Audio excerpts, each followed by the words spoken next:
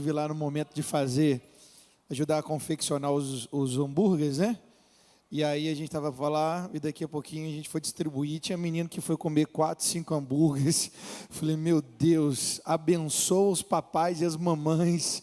Multiplica a farinha na panela, o azeite, porque o povo come, gente. Meu Deus do céu, mas já gastou tudo, né? Hoje já não tem nem, né? Hoje já come tudo de novo, né? Meu Deus, que bênção. Mas teve açaí, teve sorvete. Mas como o pastor Ilko disse, a comunhão, a palavra ministrada na linguagem deles, um tempo de consagração ao Senhor, eu tenho certeza que eles não vão esquecer, pelo contrário, né? Eles serão talvez os maiores missionários de 2024 nos nossos lares e nas escolas, e no seu ambiente, né, onde Deus tem levantado eles. Glória a Deus. Pega a sua Bíblia, vamos fazer a nossa declaração de fé. Pastora Carol, que horas que é no sábado? 3:30, aqui na igreja? Aqui na igreja, então, você pode encontrar aqui na igreja as mamães de 0 a 4 anos, 0 a 5, 0 a 4 anos.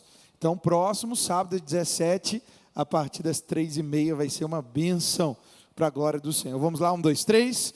Essa é a minha Bíblia, eu sou o que ela diz que eu sou, eu tenho o que ela diz que eu tenho, eu posso fazer. Posso fazer. Hoje eu serei tocado pela palavra de Deus. Eu audaciosamente confesso que a minha mente está alerta, o meu coração está receptivo, eu estou pronto para receber a incorruptível, a indestrutível, sempre viva semente da palavra de Deus. Eu nunca mais serei o mesmo. Nunca, nunca, nunca, em nome de Jesus. Pai, te louvamos essa noite mais uma vez, escolhendo estar na tua casa, na tua presença, Senhor, aqui de forma presencial, online. Estamos aqui, Pai, porque te amamos, porque fomos primeiro alcançados pelo teu amor e escolhemos estar aqui.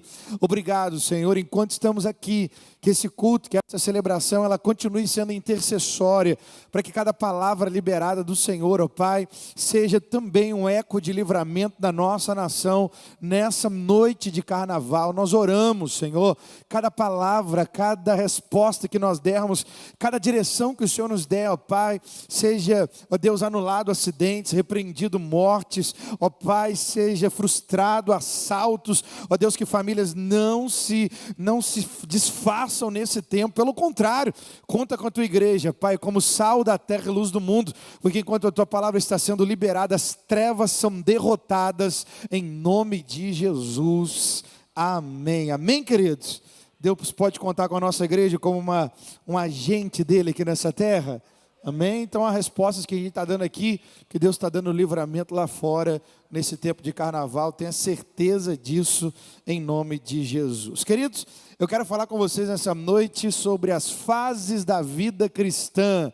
Fases da vida cristã. Talvez você se vê alguém mais maduro, né? Alguém já, não, chamamos assim, velho de casa, e aí diz assim, mas eu tenho ainda alguma coisa para crescer, para acrescentar. É claro que tem. É claro que temos, né? Muitas vezes nós olhamos para o tempo e achamos que o tempo em si só nos amadurece. Não, o tempo pode nos envelhecer, mas nem sempre amadurecer. Amadurecimento tem a ver com a caminhada que nós temos com o Senhor. Ou talvez você se vê alguém tão novinho na fé, né? Tão novinha, dizendo, como hoje de manhã nós tivemos, né, dezenas de irmãos que aceitaram a Jesus e reconheceram hoje no batismo, né, o Senhor como seus único Senhor e suficiente Salvador. E tão bem novinhos, tem horas, né, de nascido de novo, mas já tem tanto para poder representar no Senhor, porque a vida cristã ela já começa, né? Encontrou com Jesus, se rendeu a Ele, recebeu a nova vida, tem tanto para manifestar da própria vida de Deus. Eu quero que você comigo acompanhe um texto de 1 Coríntios, capítulo 2. 1 Coríntios, capítulo 2. Ó, de manhã deu certo, em a maratona da Bíblia, hein? Vamos ver hoje à noite, o pessoal vai me ajudar aqui, pode postar aqui o versículo atrás, por gentileza. 1 Coríntios, capítulo 2, versículo de número 9, nós vamos ler juntos até o versículo 14, ok? 1 Coríntios, capítulo 2, do versículo 9 até o versículo de número 14. 1 Coríntios 2, 9 diz, mas como está escrito, nem olhos viram, nem ouvidos ouviram, nem jamais penetrou no coração humano o que Deus tem preparado para aqueles que o amam, mas Deus nolo revelou pelo Espírito, porque o Espírito a todas as coisas prescruta, até mesmo as profundezas de Deus. Versículo 11, Porque qual dos homens sabe as coisas do homem, senão o seu próprio espírito que nele está? Assim também as coisas de Deus, ninguém as conhece, senão o Espírito de Deus. O Espírito de Deus é o agente da revelação de Deus a nós, né? Versículo 12, ora, nós não temos recebido o Espírito do mundo, e sim o Espírito que vem de Deus, para que conheçamos o que por Deus nos foi dado gratuitamente.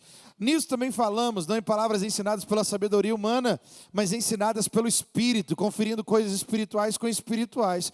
Olha o termo que Paulo vai usar no versículo 14, ora, o homem natural não aceita as coisas do Espírito, olha só, o homem natural não aceita as coisas do Espírito de Deus, porque eles são loucura, e não pode entendê-las porque elas se discernem espiritualmente. Jesus, que termo é esse que Paulo está usando? Paulo está usando o termo do homem natural, dizendo que para o homem natural, o homem que ainda não tem a habitação do Espírito Santo no seu coração, para ele as coisas de Deus não são só difíceis de entender, para ele as coisas de Deus são loucura, sem lógica, 2 mais 2 não dá 4, né? Não consegue juntar os pontos, não consegue entender. Por que não consegue entender? O texto já explica, dizendo que para entender as coisas de Deus, nós precisamos do próprio Espírito de Deus, revelando ao nosso coração. Mas o homem natural, que ainda não se rendeu a Cristo, não pode ter acesso às coisas do reino de Deus, porque ele ainda rejeita o Evangelho, ele ainda rejeita a ação do convencimento do pecado que vem pela pessoa do Espírito Santo, ele ainda quer, talvez, de alguma forma religiosa, ou até mesmo lógica, colocar Deus numa caixinha, querer entender Deus pela sua própria experiência humana, e não dá. Para nós conhecermos a Deus, nós precisamos que Ele se revele a nós, nós precisamos buscar ao Senhor, e Ele é a fonte de todo conhecimento de Deus. Bom, ele vai dizer aqui sobre o homem natural. O que é o homem natural? É o homem ainda no pecado, ainda não nascido de novo, ainda comprometido com o seu coração morto espiritualmente, separado do próprio Deus. Pastor, Deus fez o homem assim? Não. Vem comigo para Gênesis capítulo 1, versículo 26 e 27, bem no comecinho da Bíblia. Gênesis capítulo 1, versículo 26 e 27. Gênesis 1, 26 diz, também disse Deus, façamos o homem à nossa imagem, conforme a nossa semelhança. 27, criou Deus, pois, o homem à sua imagem, a imagem de Deus o criou, o homem e mulher os criou. Quando Deus nos cria, Ele nos cria de forma única. Quando Deus nos cria, Ele nos dá um selo, chamado coroa da criação, um selo que outra parte da criação não tem. Ok? Os animais expressam a glória de Deus porque carregam na criação o traço do Criador, ok? Você sobe a Pedra Grande e vê uma manhã lá na Pedra Grande, coisa mais linda que tem, né? Chega a ser alaranjado ou amanhecer lá do sol. Bom, mas aquele amanhecer expressa a glória de Deus, mas não está a Pedra Grande com as mãozinhas de pedra, né, erguidas para o céu, dizendo aleluia, glória a Deus, eu reconheço quem é Deus. Não. Parte a glorificar a Deus pelo traço do Criador em que carrega, mas a adoração, intimidade, relacionamento, só as imagens e semelhanças, só eu e você que fomos criados segundo a própria natureza de Deus.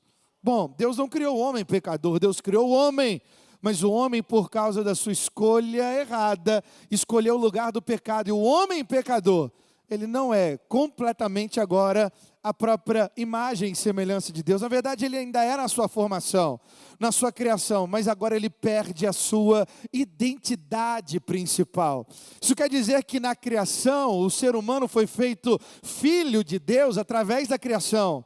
Mas depois do pecado, o pecado nos separou de Deus, então essa filiação foi comprometida. Nós nos tornamos rebeldes ao nosso Criador, nós nos tornamos alienados do próprio Deus que nos criou, nós nos tornamos agora deformados por dentro, segundo essa natureza pecaminosa que tirou-nos do lugar da comunhão com o nosso Deus. Pastor, você está dando essa volta toda para explicar o quê? Para explicar que nem toda criatura, nem todo homem e mulher é filho de Deus. A religião nos diz isso, né? Todo homem, toda mulher é filho de Deus. Não, todo homem e toda mulher é criação de Deus, Mas por causa do pecado não carrega mais a imagem do próprio Deus em filiação. Por causa do pecado está em rebeldia, em rebelião, está longe de Deus. Não só pelo aquilo que experimentou como prejuízos externos, mas uma natureza que se desconectou. Uma natureza que foi para longe, uma natureza que agora não expressa a própria glória de Deus. Por isso, João 3,16 foi tão necessário. Por isso, Deus amou o mundo de tal maneira que enviou seu Filho unigênito para que todo aquele que nele crê não pereça, mas tenha a vida eterna. A vida eterna a partir da cruz de Cristo, a vida eterna a partir do nosso Senhor Jesus Cristo, agora nos fez filhos novamente no Filho amado que é Jesus Cristo. Eu e você não acordamos de manhã dizendo: eu cansei de pular carnaval, agora eu vou para a igreja e vou ser filho de Deus. Não, queridos, não foi assim não. Foi o bom pastor que é Cristo indo atrás das suas ovelhas perdidas. Eu e você éramos essa ovelha perdida e alcançados pelo poder de Deus no Evangelho, recebemos a adoção de filhos através da obra da cruz. A cruz foi o instrumento pelo qual Deus nos adotou novamente. A cruz foi o instrumento pelo qual o próprio Filho de Deus entregou a sua vida e a sua identidade para nos fazer filhos no Filho de Deus. Como João 12 diz: todos quanto receberam deles o poder de serem feitos filhos de Deus. Fomos filhos na criação, pelo pecado afastados, agora nós somos filhos pelo um termo que a Bíblia usa, chamada novo nascimento. Olha para a pessoa linda que está do seu lado, essa abençoada, diz assim: você é um nascido de novo. Se você é o nascido de novo, então agora fala assim, ó, você então é filho de Deus ou filha de Deus. Pastor, nem sei o que é isso. Então seguro no seu coração que você já vai ter a oportunidade de entregar a sua vida para Jesus e nascer de novo. O nascido de novo é filho de Deus. O não nascido de novo é natural, é criatura, ainda não é filho de Deus pela adoção da cruz. Mas se você se rendeu ao Senhor, o novo nascimento chegou no seu coração. Onde nós entendemos esse termo? Vem comigo para João, capítulo 3, versículo de número 2 em diante. João capítulo 3, versículo de número 2. João capítulo 3, versículo 2 diz: de noite foi um homem chamado Nicodemos procurar Jesus, e ele diz: Rabi, sabemos que é mestre vindo da parte de Deus, porque ninguém pode fazer esses sinais que tu fazes, se Deus não estiver com ele. Olha o versículo 3, João 3,3, a isso respondeu Jesus: em verdade te digo, se alguém não nascer de novo, não pode ver o reino de Deus. Somos filhos ou filhas pelo novo nascimento em Cristo Jesus. E se nascemos de novo, querido, ao nascermos de novo, passamos agora a um lugar chamado, nessa fase da vida cristã, a um lugar chamado infância. Nascemos de novo, queridos, deixa eu te lembrar, nenhum bebê recém-nascido tem passado. Então eu e você, ao nascermos de novo, nós não temos uma vida pregressa, aonde nós temos que estar debaixo de julgamento daquilo que nós fizemos de certo ou de errado. Não, se nascemos de novo, então o nosso passado foi jogado no mato esquecimento, resolvido na obra da cruz, e eu e você agora temos uma vida para viver daqui para frente, uma nova vida, pelo novo nascimento. Agora temos uma vida cristã para vivermos a fase dela todos os dias da nossa vida. Nós nascemos de novo. Jesus disse: quem nascer de novo vai poder ver o reino de Deus. Quem não nascer de novo não pode ver, mas quem nasceu de novo pode ver o reino de Deus, experimentar o reino de Deus, conhecer o reino de Deus, discernir o reino de Deus, usufruir do reino de Deus. Mas como o termo está usado aqui, nascer de novo, é como uma criança na fé. É como um bebê espiritual, ok? Até o próprio Adão na criação, eu não creio que Deus fez ele um bebezinho indefeso, não. Mas ele foi de uma estatura, talvez de uma certa maturidade, mas existia imaturidade no seu coração, ao ponto que a obediência levaria ao crescimento. Querido, se lá já tinha que crescer, lá no Éden, imagina eu e você, depois de nascermos de novo. Nascemos, então nós somos bebês espirituais. Bom, então a primeira fase é o nascimento, e nós temos que lembrar que no nascimento nos tornamos crianças recém-nascidas como bebês espirituais. O que o nascido mais quer? O novo nascido também mais quer? é a amamentação correta. Eu e você então precisamos de 1 Pedro, capítulo 2, versículos de número 2. Pastor, não tem muito tempo, eu entreguei minha vida para Jesus, eu nasci de novo. O que eu preciso fazer? Você precisa estar conectado à igreja. E você precisa, a partir dessa conexão com Cristo e a igreja, desejar o leite espiritual puro. Vamos ler esse texto? A Bíblia diz: desejai ardentemente como crianças recém-nascidas o genuíno leite espiritual. Quem nasceu de novo? Quem nasceu de novo ama o leite espiritual. Eu vou repetir.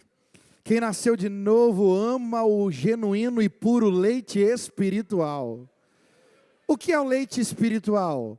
Se nós olharmos os macronutrientes, né, gordura, proteína, carboidrato, se nós olharmos ali o mais vegano, o mais onívoro, aquele que come mais carne, menos carne, mais vegetal, qual é o melhor alimento que existe? Qual é o alimento que existe?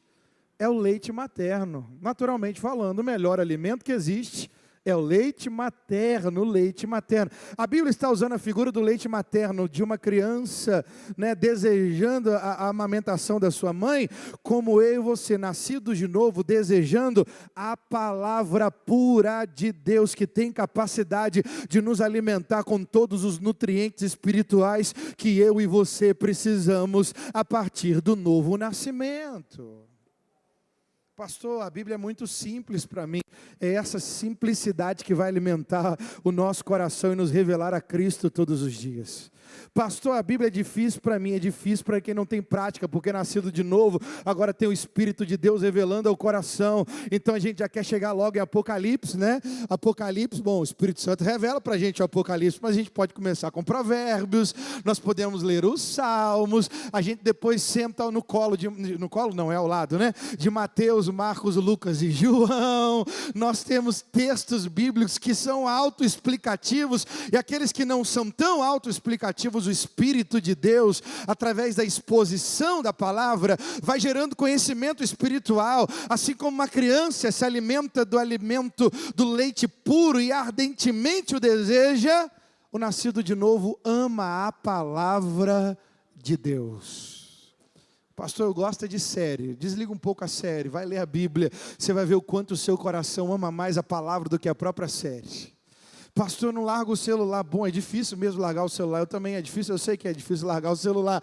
Mas quando a gente larga o celular e vai para o leite espiritual, a gente vê o quanto o nosso coração anseia em ouvir a voz de Deus de forma pessoal e íntima no nosso coração. Há muita informação, há muito conselho dado, há muitas vozes deste mundo, mas nada substitui o genuíno leite espiritual, que é a palavra de Deus aos nossos ouvidos e ao nosso coração. Se você nasceu de novo recentemente, antes de qualquer livro, coloque a palavra de Deus. Se você já tem tempo de casa, não esqueça que o que te realmente alimenta, o que realmente nos faz crescer é a palavra de Deus. Pastor, eu troquei as novelas da Globo pela novela da Record, está bom demais, está quase bom demais, está quase. Assim como a igreja católica, anos atrás, o padre, com todo respeito, tinha missa no latim, e os vitrais das igrejas católicas, muitas vezes era o único conhecimento que o cristão tinha do texto bíblico. Às vezes nós temos uma novela para dizer alguma coisa, mas eu vou depender de vitral digital enquanto eu tenho a palavra nas minhas mãos? Não! Eu vou ver a novela, mas eu vou ter a palavra aberta diante dos meus olhos. É leite espiritual para o crescimento da nossa fé. Nascidos de novo, nós estamos na primeira infância, então nós desejamos o leite espiritual. Pastor, ler a Bíblia inteira, ler a Bíblia toda, essa é a dica? Sim, essa é a dica. Mas a Bíblia não fala nem ler a Bíblia toda. Sabe o que a Bíblia fala? A Bíblia fala, leia a Bíblia todos os dias. Ok?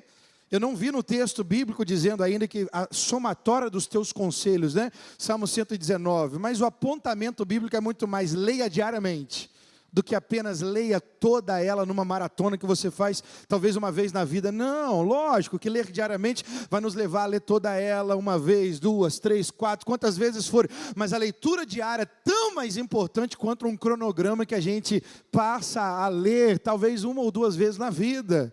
ler diariamente é como um bebê que está desejando ardentemente o alimento sólido, o alimento espiritual que tem capacidade. Você vai lembrar de um milagre, deixa eu te lembrar de um milagre. Quando Jesus ressuscita a filha de Jairo, olha como é que o crente é, hein? Até quando ressuscita a menina, a gente já sabe como é que o crente é, né? Ontem a gente viu lá nos meninos, você vai saber o que é. Quando a menina de 12 anos é ressuscitada, Jesus a ressuscita e Jesus dá uma ordem dizendo, dá a ela de comer.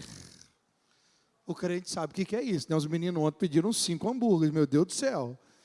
Ok? Quando eu e você saímos da morte espiritual para a vida, sabe o que nos dá? Fome pelas coisas de Deus, fome pela palavra do Senhor, fome pelo genuíno leite espiritual. Outro traço do bebê espiritual nascido de novo, João capítulo 15, versículo de número 1. João capítulo 15, versículo de número 1, olha que texto extraordinário. Jesus vai dizer que agora que nós encontramos com Ele, a nossa vida é dele, nascemos de novo. Ele vai dizer, eu sou a videira verdadeira, meu pai é o agricultor. Vem para o versículo de número 4 e 5. Olha só o versículo 4. Permanecei em mim e eu permanecerei em vós. Como não pode o ramo produzir fruto de si mesmo, se não permanecer na videira? Assim nem vós o podeis dar, se não permanecer em mim. Versículo 5. Eu sou a videira e vós os ramos. Quem permanece em mim e eu nele, esse dá muito fruto, porque sem mim nada podeis fazer. Qual é o outro traço de um bebê espiritual? Alguém que nasceu de novo, é a dependência total do Pai Celestial. Pega uma criança que acabou de nascer. Qual é o traço daquela criança? Dependência total. Ela chora para comer, ela vai pedir para dormir, ela vai dormir, vai acordar, mas o papai e a mamãe vai ver que você está respirando, né? Fica bem pertinho, porque ali está uma expressão de dependência total.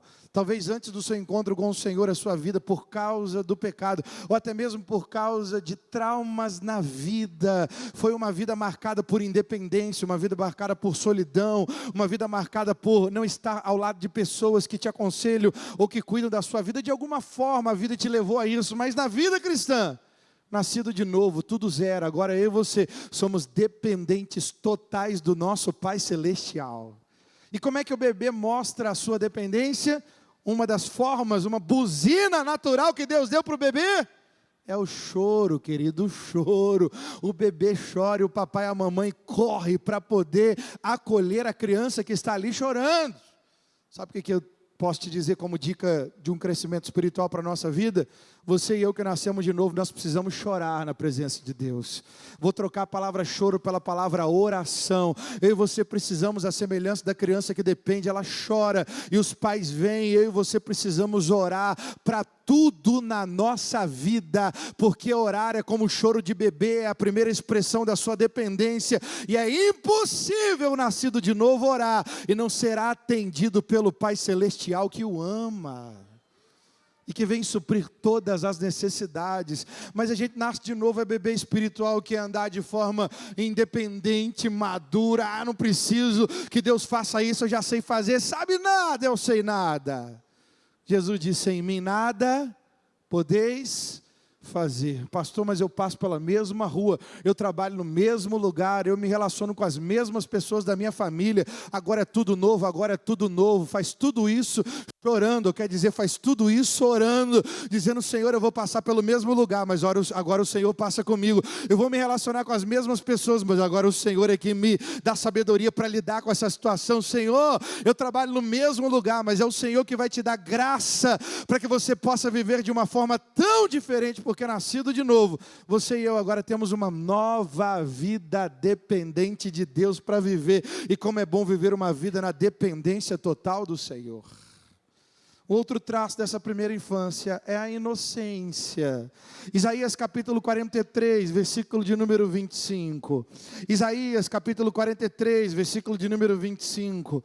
Isaías 43, 25 diz assim, eu mesmo sou o que apago as tuas transgressões por amor de mim, e os teus pecados não me lembro. Se eu e você nascemos de novo, eu e você de novo, vou repetir, nós não temos passado. 2 Coríntios 5,17 diz que aquele que está em Cristo, nova criatura é. As coisas velhas se passaram, eis que tudo se fez novo. Pastor, tem até no Instagram a foto do carnaval, passado não, mas pelo menos uns 5 carnavais atrás. Vai lá e apaga essa má memória. Mas se apagar ou não, no mundo espiritual já está apagado. Satanás não pode querer te colocar numa armadilha que você não cabe mais.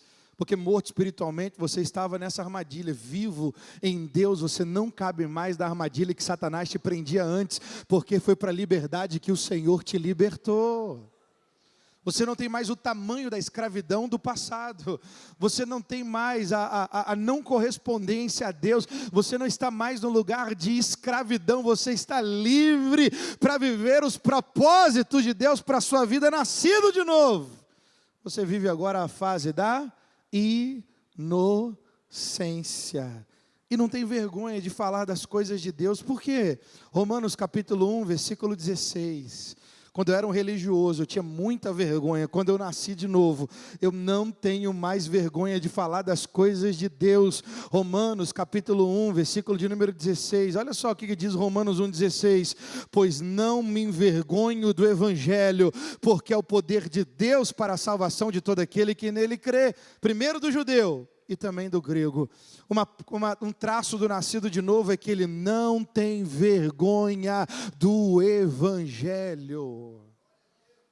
Ele tem inocência, ele tem essa ousadia genuína, mas ele também tem uma certa ignorância. Vem comigo para 2 Reis, capítulo 4, versículo 38. 2 Reis, capítulo 4, versículo 38, pastor, sou nascido de novo, estou cheio da vida de Deus, agora eu vou, hein?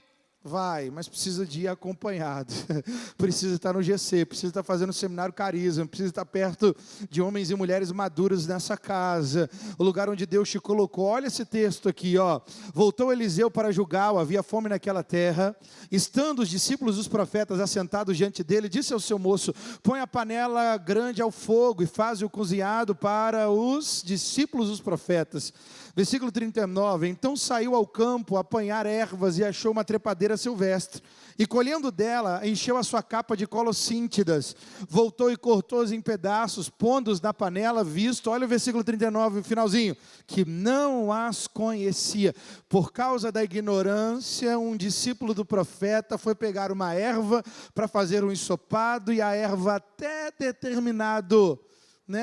determinada medida alimentava, passou da medida, era envenenamento. Versículo 40, depois deram de comer aos homens enquanto comiam do cozinhado, e exclamaram, morte na panela, ó homem de Deus, e não puderam comer. Versículo 41, porém um homem de Deus, ele diz, trazei farinha.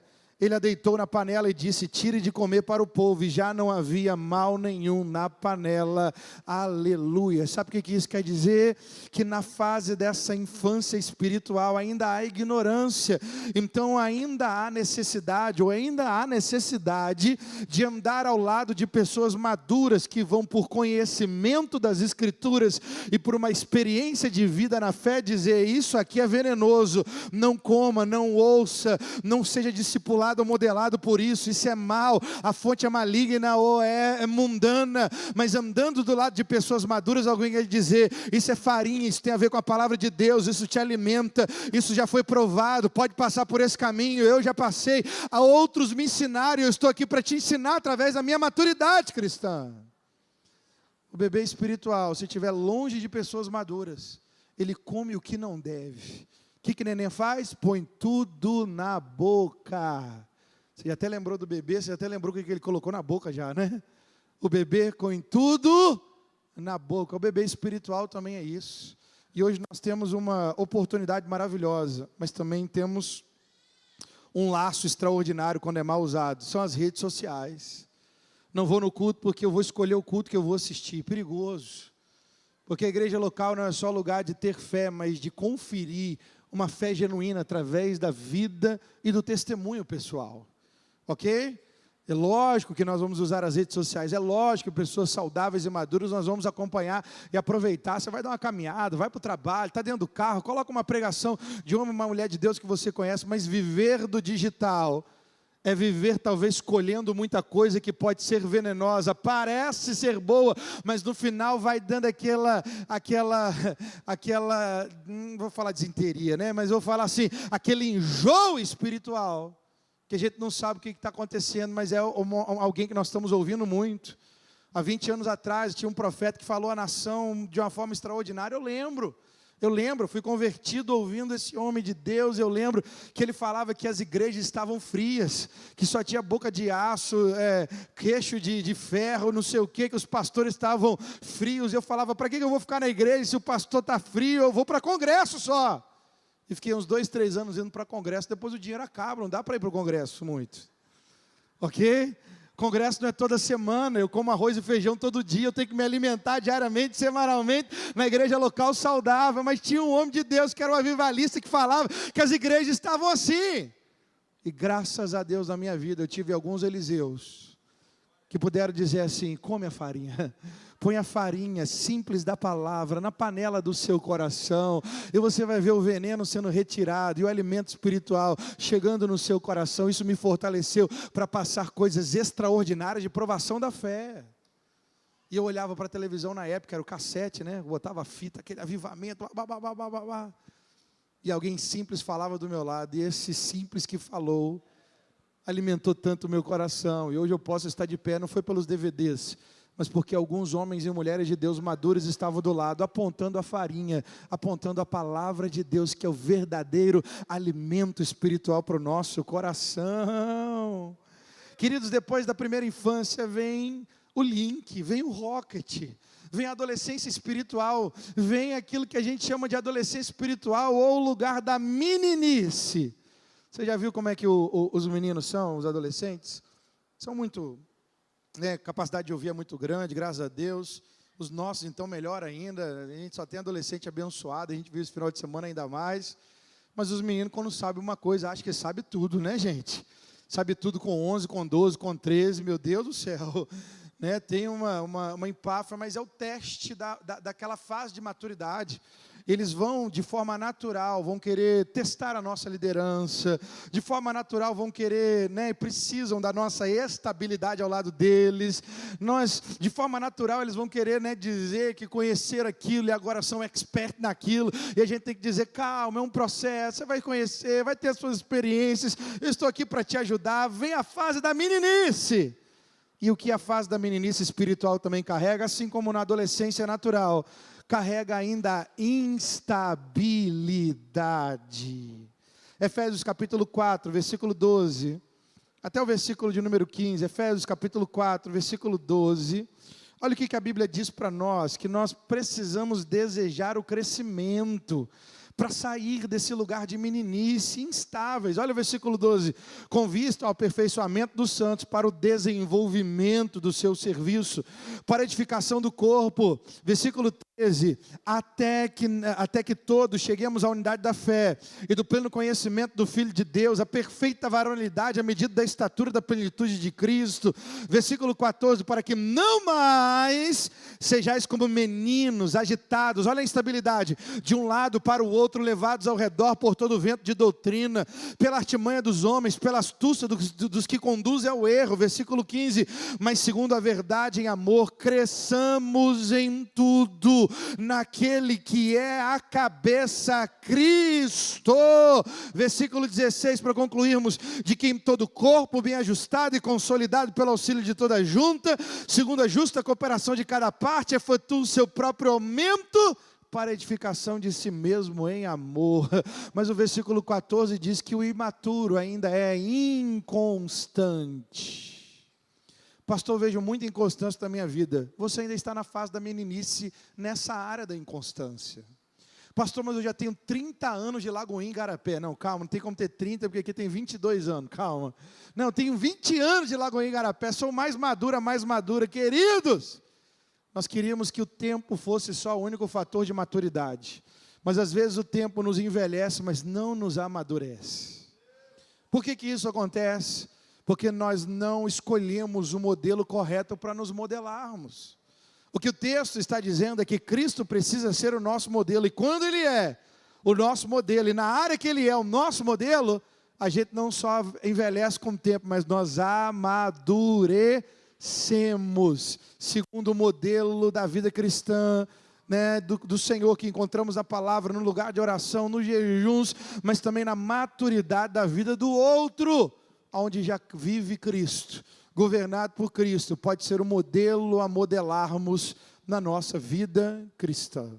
Pastor, mas essa inconstância me incomoda. Calma, a adolescência também passa, ok?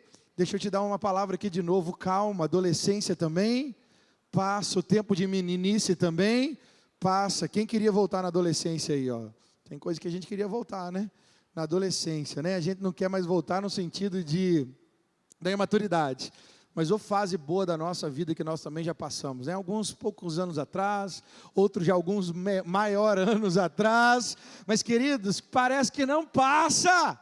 Quando nós éramos adolescentes, parecia que aqueles poucos anos de adolescência era uma vida inteira, e não era nada, foram só alguns anos de meninice.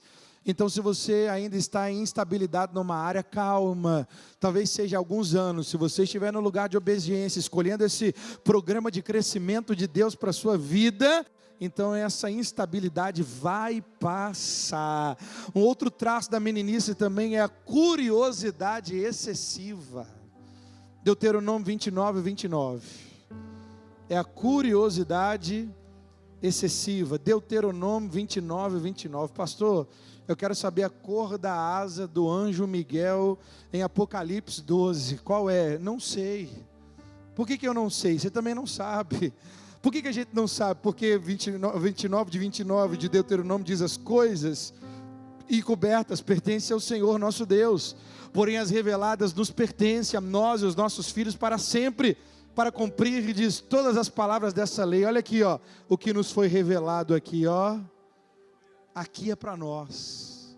E a cor do anjo Miguel, da asa do anjo Miguel? Eu não sei, não quero saber, porque a Bíblia não diz. Se a Bíblia não diz, não tem necessidade para que eu saiba, não gera crescimento espiritual. Pelo contrário, pode gerar às vezes na boca de alguns uma manipulação espiritual. Alguém dizer: eu sei o que ninguém sabe, eu ouço o que ninguém ouve, eu conheço o que ninguém conhece. Chuta que é laço se essa frase vier da boca de alguém que diz que conhece algo que a Bíblia não diz, ok? O que a Bíblia não diz, não importa nós sabermos com relação às coisas espirituais, porque a Bíblia para nós é suficiente. E se eu e você pegarmos um versículo da Bíblia e meditarmos de forma séria durante um versículo para um ano, nós estaríamos bem alimentados espiritualmente só com aquele versículo, porque a palavra de Deus se renova. Se acorda de manhã, diz: o Senhor é meu pastor e nada me faltará. Deus fala com você. Você lembra do texto à tarde: o Senhor é meu pastor e nada me faltará. Deus fala com você de novo. Você de noite fala: o Senhor é meu pastor e nada me faltará. O mesmo texto é usado pelo Espírito de Deus a comunicar ao coração crescimento, maturidade, livramento, libertação, conselho, cura, salvação, tudo que a redenção nos traz. Outra coisa, outro traço da meninice é a tagarelice. Vou falar até baixinho aqui agora. Provérbios 10, 19. O que o menino faz espiritual? O que a menina faz espiritual? Fofoca. Meninice, tagarelice. No muito falar não falta transgressão, mas o que modela os lábios é prudente. Quando nós nos ouvimos, nós percebemos às vezes as nossas imaturidades, e aí nós temos que voltar o nosso coração dizendo: Senhor, me ajuda a crescer nessa área, a amadurecer, a deixar coisas de criança. Paulo diz isso em 1 Coríntios 13, ele diz: quando eu era menino, falava como menino, agia como menino, mas eu me tornei homem, eu quero dizer maduro, e aí eu larguei as coisas de menina. Tagarelice é meninice, ok? Tem informação que eu sei, que eu tenho que olhar e dizer: para que chegou nos meus ouvidos? É uma fofoca, glória a Deus, chegou nos meus ouvidos, mas eu não sou lenha para fogo estranho, eu não vou passar à frente, vai ficar comigo, porque eu já lancei na cruz. Chegou algo para mim, para que eu transforme isso em oração, eu vou orar, para que Deus possa usar os meus lábios para transformar essa situação, porque chegou até mim, para que eu me torne um intercessor, uma intercessora. chegou até mim porque eu posso de alguma forma levar edificação a essa pessoa ou esse ambiente. Então eu vou me posicionar a partir da verdade, ser o instrumento de Deus, mas não tem a ver comigo, eu não posso fazer nada, eu me não torno intercessor, aquilo não tem a ver com a minha vida e não edifica o próximo. Então deixa aos pés da cruz, deixa o Espírito de Deus queimar aquilo que não tem veracidade, né? Porque eu e você não somos mais os tagarelas de menino, eu e você somos os maduros da fé, que o nosso sim se torna sim, e o nosso não se torna não. Agora vamos concluir a mensagem. Depois da mini início, nós entramos na fase da maturidade espiritual. E os maduros espirituais têm alguns traços que eu encontro em você nessa noite. Ok? Que o Senhor encontra em você nessa noite. Qual é alguns traços de maturidade? Hebreus capítulo 11, versículo 24 a 26. Hebreus capítulo 11, versículo 24. Hebreus capítulo 11, versículo de número 24. Diz: pela fé Moisés, quando já homem feito, recusou ser chamado filho da filha de Faraó. Versículo 25, preferindo ser maltratado junto com o povo de Deus, a usufruir prazeres transitórios do pecado. Versículo 26, portanto considerou o opróbrio de Cristo por maiores riquezas do que o tesouro do Egito, porque contemplava o galardão. Volta para o 24 por gentileza. Pela fé Moisés, quando homem feito, recusou ser chamado filho da filha de Faraó. Ao maduro, o traço de maturidade é estimar pouco as coisas dessa terra. A Bíblia diz que Moisés, depois que foi chamado por Deus, olhou para a possibilidade de ser filho da filha de Faraó, e ele tinha usufruído de tudo aquilo, porque foi adotado pela filha de Faraó. A Bíblia diz que na maturidade da fé, ele diz: eu prefiro a vergonha de andar por uma promessa que não se vê, mas que se crê até que se viva, do que voltar para o Egito e ser um príncipe mimado no Egito, a abrir mão daquilo que Deus tem. Não, ele abriu mão do Egito e das coisas dessa terra, para viver o chamado e a promessa de Deus na vida dele. O que o maduro vive? O maduro estima pouco as coisas dessa terra. Como Jesus disse: você está ansioso? Calma. Calma, não andeis ansiosos pelo que haveis de comer, de beber ou de vestir. Jesus disse: os gentios é que correm atrás dessas coisas, mas o vosso Pai Celestial sabe que vocês precisam de todas elas. E alguns versículos depois ele diz: mas buscai em primeiro lugar o reino de Deus e a sua justiça, e todas essas coisas vos serão acrescentadas. O que o maduro faz? Ele estima menos as realidades da terra, porque ele sabe que ele é enriquecido por tesouros celestiais e vive a eternidade nos dias de hoje. Outro traço de maturidade está aqui em 1 Coríntios capítulo 4, versículo 3. 1 Coríntios capítulo 4, versículo 3, um outro traço de maturidade é não se mover por críticas ou elogios. Querido, se para servir você precisa receber 10 elogios para servir 1 hora, oh meu Deus do céu, isso é combustível, o combustível que nos move.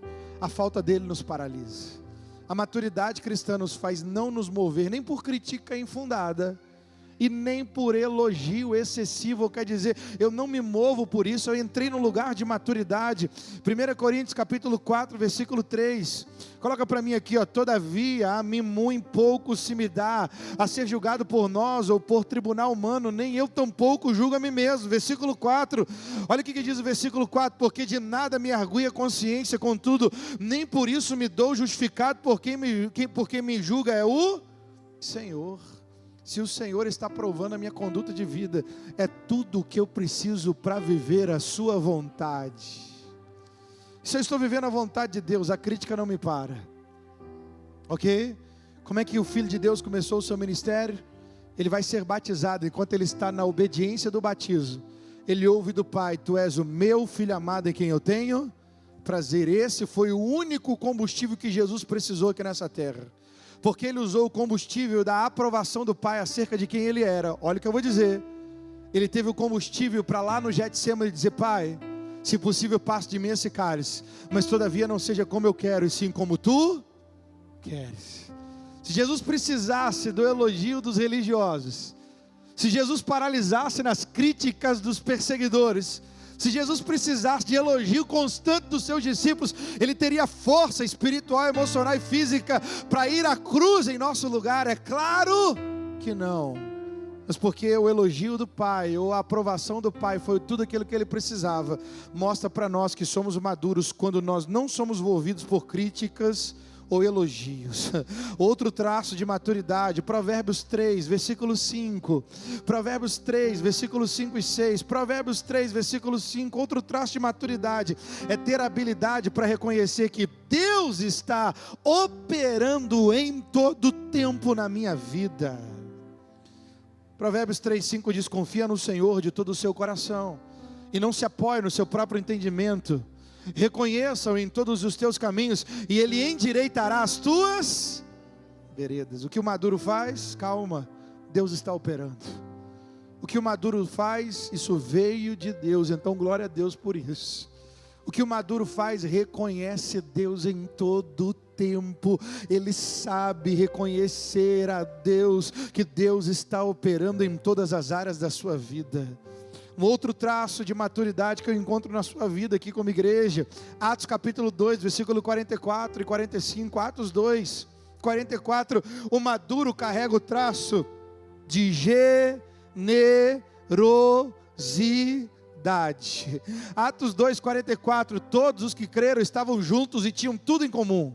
45, vendiam as suas propriedades e bens e distribuindo o produto entre todos, à medida que alguém tinha necessidade. Queridos, não é o modelo, mas é a motivação e a disposição do coração de ser generoso ou generosa. O egoísmo é um traço de imaturidade espiritual, ok?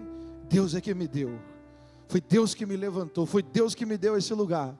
Querido, se foi Deus, então o pastor Márcio tinha uma frase muito simples, mas muito poderosa. Ele disse: se Deus deu, Deus deu. Se Deus não deu, não queira ter aquilo que Deus não te deu. Mas se Deus deu, não há homem que possa tirar das suas mãos aquilo que Deus já te deu. Se Deus deu, Deus deu. Ok? A expressão de João Batista dizendo que o homem não pode ter coisa alguma se do alto não lhe for dado. Mas se Deus deu, Deus deu. Generosidade é uma marca da maturidade. A outra marca é Provérbios 4,18. Provérbios 4,18 vai mostrar que o maduro, ele é equilibrado. Meu Deus do céu, o maduro é equilibrado, não é 880 toda hora, não, calma. O maduro é assim, ó, mas a vereda, o caminho, né? Mas a vereda dos justos é como a luz da aurora, vai brilhando mais e mais até ser dia perfeito. A perfeição nas escrituras aqui para nós é maturidade. Qual é o lugar da maturidade? É o lugar da caminhada, é passo a passo, é uma vereda, é um caminho. Senão, na meninice, a gente ainda está inconstante, instável. Um dia super-homem, super-mulher de Deus, no outro dia nem sabe que crente é. Meu Deus do céu, calma! A Bíblia diz: medita na própria lei do Senhor, e meditando de dia e de noite, não nos desviaremos nem para a esquerda, nem para a direita. É equilíbrio na vida cristã. O ditado popular diz: nem tanto o céu, nem tanto a terra. Calma! É um caminho, e esse caminho, ele tem um pastor, e o nosso pastor é Jesus, e ele vai nos dando equilíbrio na maturidade da vida cristã. A maturidade. A imaturidade faz o menino jejuar 3 dias direto, só na água, aleluia! Mas ele fica 3 anos sem fazer isso. O equilibrado talvez faça lá até meio-dia, até 18, até meia-noite, mas ele faz de novo na outra semana. E aí ele esqueceu, comeu lá o salgadinho, comeu lá o brigadeiro no meio do dia. Ele começa no outro dia, ele é equilibrado. Fez aquelas decisões no começo do ano de ler a Bíblia. Começou a ler a Bíblia e começou a ler, foi ler 50 capítulos por dia. Cansou, agora está um tempão sem ler, mas calma. Nem 50, nem capítulo nenhum. Um capítulo, 3, 5, 7, é no seu ritmo. Esqueceu, ficou uma semana, volta de novo. E os livros que Deus te deu a oportunidade para ler, né? Livros cristãos, volta, vai.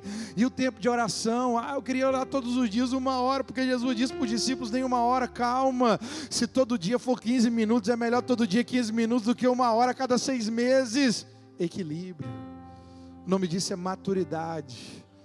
Maturidade, pastor, eu fiquei culpado porque não vim no culto semana passada. Não, você estava com a sua família, era um tempo que você foi passear, ou então um tempo que você foi talvez descansar de uma forma específica, foi fazer algo, querido, não tem culpa. A religiosidade é que nos culpa, mas o homem de Deus, a mulher de Deus volta no outro domingo com a família para dizer: agora eu estou indo, pastoreando a minha casa na casa do Senhor, porque é equilíbrio, é maturidade. É melhor do que eu te encontrar aqui 2, 3 dias, depois não encontrar mais no ano. Equilíbrio, é maturidade. Uma outra expressão de maturidade é Gálatas 4, versículo 1. Gálatas 4, versículo 1 e 2. Eu e você somos abençoados com toda sorte de bênçãos. Eu e você somos de Deus e co-herdeiros com Cristo. Eu e você temos tanto de Deus já no nosso nome pela fé. Mas eu e você não tomamos posse, senão nós não amadurecermos na fé. Digo, pois, que durante o tempo em que o herdeiro é menor, de imaturo, né? Em nada difere do escravo, posto que ele é senhor de tudo. O pai é herdeiro, é dono de tudo, e o filho é herdeiro de todas as coisas. Mas não fez 18 ainda, não pode tomar posse daquilo que só o maduro pode tomar posse. Versículo 2, mas está sobre tutores e cuidadores até o tempo predeterminado pelo pai. Qual é o tempo determinado pelo pai? Muitas vezes nós estamos dizendo: Senhor, o Senhor me prometeu tantas coisas em 2024. E a gente olha para o relógio de pulso, tempo natural, para ver quando Deus vai cumprir. E quando nós olhamos o tempo natural, Deus está olhando para a maturidade do nosso coração, dizendo: eu te prei uma Ferrari para te entregar, mas você precisa fazer 18 e se habilitar para receber o que ela tem, porque senão ela vai te matar, e a minha bênção enriquece, e ela não acrescenta dores. Se você continuar no caminho da obediência, você vai crescer rapidamente, vai tomar posse daquilo que eu já preparei para você, diz o Senhor. Mas se não houver lugar de obediência, o presente vai estar com um nome lá, igual lá no Natal, né, que os pais preparam já lá o presente. Está no nome lá em casa, né? O pessoal colocava lá o presente já dias antes. Que tortura, que expectativa, né?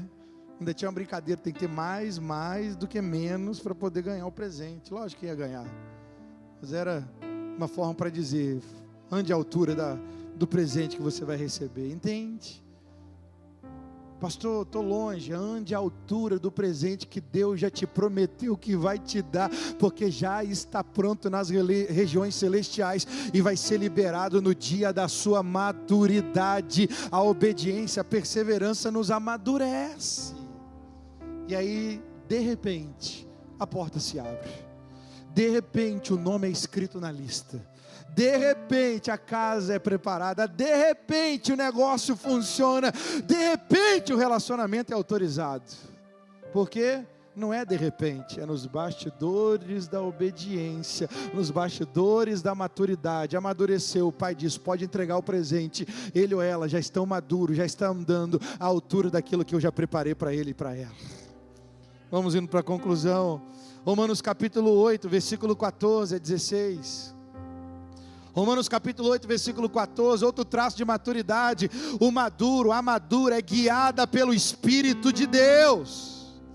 Romanos 8, 14, pois todos que são guiados pelo Espírito de Deus são huios de Deus. A palavra filhos aqui no grego a gente aprende no seminário Carisma com a pastora Thalita. É huios, filhos maduros. O que isso quer dizer? Toda vez que eu e você escolhemos estar sobre o governo do Espírito Santo, cada passo governado pelo Espírito expressa o traço do nosso Pai Celestial no nosso estilo de vida diário. Ok? Se eu sou governado pelas minhas próprias emoções, eu não expresso o meu Deus. Se eu sou governado pelos meus impulsos, eu não expresso o caráter do meu Pai. Ok? Se eu sou governado pelas minhas vontades e desejos, o meu Deus não é conhecido no meu estilo de vida. Alguém vai dizer: é crente, mas é desorganizado. É crente, mas é carnal. É crente, mas ainda está na hora da carne. É crente, mas tem um mau testemunho. É crente, mas esse crente eu não quero ser não, meu Deus do céu. E acontece por causa da carnalidade. Mas quando nós nos arrependemos do lugar de carnalidade, do carnaval de uma vida, e abrimos mão disso para vivermos governados pelo Espírito, nós manifestamos o caráter do nosso Deus através do nosso estilo de vida, e o Senhor se faz presente no estilo de vida em que Ele mesmo habita. E aí a gente leva Ele para o nosso dia a dia. E o último traço é aqui, 2 Coríntios capítulo 6, versículo 14. O maduro e a madura vivem em santidade. 2 Coríntios capítulo 6, versículo 14. O maduro e a madura vivem em santidade. 2 Coríntios capítulo 6, versículo de número 14. Estou esperando meus companheiros aqui de pregação. Vamos lá. 2 Coríntios 6, 14 e 15 diz: não vos ponhais em julgo desigual com os incrédulos. Porque que sociedade pode haver entre a justiça e a iniquidade? Ou que comunhão da luz com as trevas? Versículo 15. Que harmonia entre Cristo e o maligno? Ou que união do crente com o incrédulo? Versículo 16. Carnaval não é para nós, nem ligado em televisão, nem vendo postagem na internet. Não é para nós. Pronto, e acabou. Que ligação há entre o santuário de Deus e os ídolos? Porque nós somos santuário do Deus vivente. Pois Ele próprio disse: habitarei e andarei entre eles, serei o seu Deus e eles serão meu povo. Aleluia! Santidade está para os maduros, nos olhos, nos ouvidos, no estilo de vida, no nosso coração. Mateus 5, 8 diz: bem-aventurados limpos de coração, porque eles verão a Deus. Já parou para pensar na quarta-feira de cinza, as más notícias que vão cercar a nossa nação? Daqui a algumas semanas ou meses, algumas jovens vão descobrir que estão grávidas de nem vão lembrar qual é o pai que foi pai da criança. Ok? Quantas clínicas de aborto estarão cheias daqui a alguns meses por causa desses dias? E não adianta alguém dizer de forma filosófica ou ativista: não, tem que ter isso, tem que ter aquilo. Não tem nada disso. Por causa da promiscuidade, da negligência desses dias, quantas famílias serão destruídas, quantos roubos acontecerão. Muito menos porque a igreja está orando nesses dias, muito menos porque a palavra está aberta na casa de Deus, e isso o Senhor vai salgando a terra, vai iluminando a nossa nação. Mas quanto arrependimento haverá na quarta-feira de cinza? E não adianta colocar lá a cinza na testa, não adianta.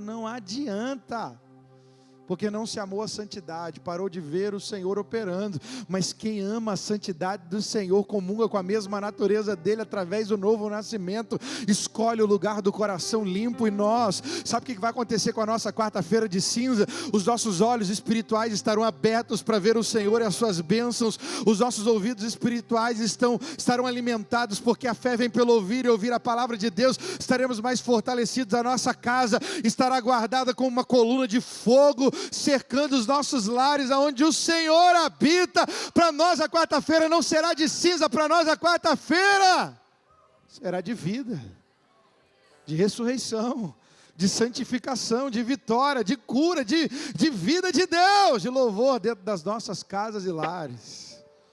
E nós poderemos ser ainda mais instrumentos de Deus para a vida de outros, porque nós escolhemos o lugar da santificação, da santidade.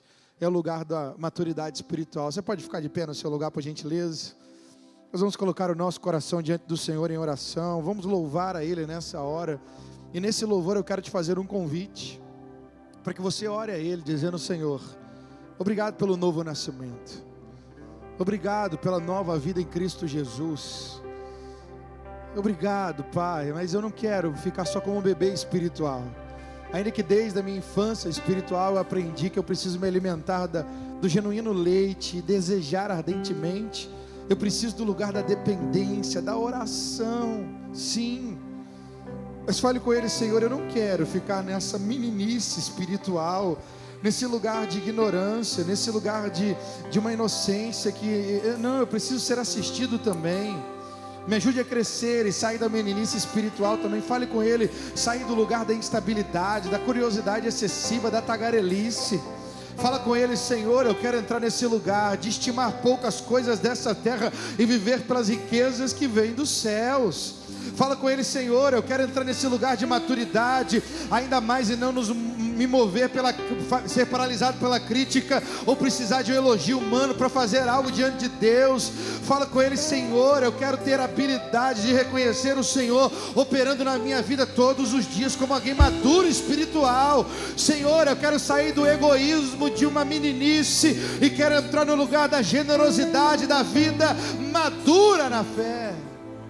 Fala com Ele: Senhor, eu quero viver uma vida equilibrada em Ti, Jesus. Usa os seus lábios para orar nessa hora e dizer: Senhor, eu não quero ter direito, mas não ter posse.